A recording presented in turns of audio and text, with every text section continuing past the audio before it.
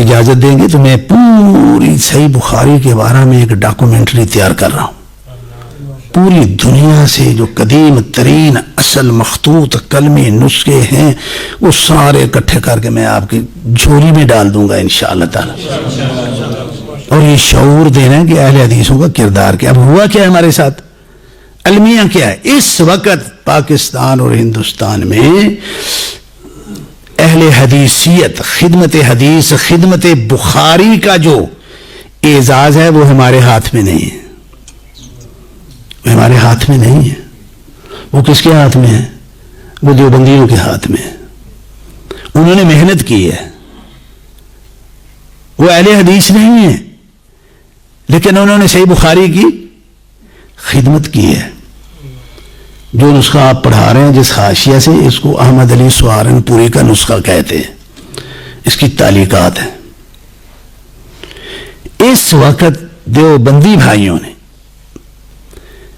اس نسخے کو شائع کر کے بما اصل فنی ترتیب کے ساتھ, تقابل نسخ کے ساتھ تو عالم اسلام میں شائع کیا انہوں نے, اور بعض وزراء, امارات کے وزراء کے تعاون سے کیا.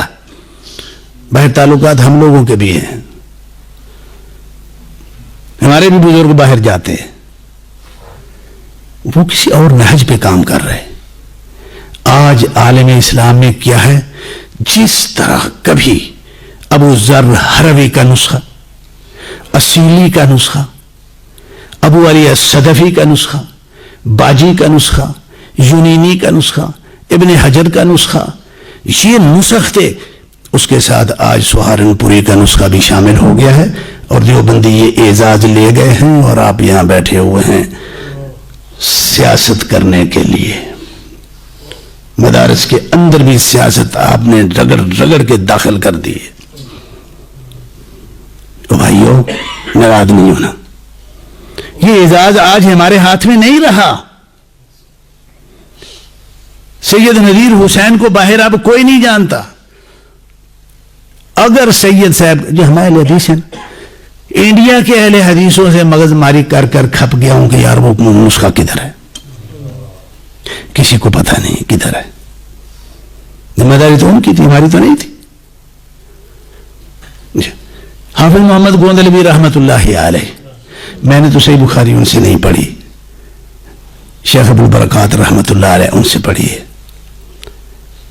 ان کی افادات اس میں کیا ہیں, ان کی معلومات کیا ہیں. کوئی ہے ان کا شاگرد جو اس نہج پہ کم از کم بخاری کی خدمت جو ہے نا وہ کر ڈالے؟ تو ہم اس سے بہت دور جو ہے وہ گئے ہوئے ہیں, بہت دور گئے ہوئے ہیں.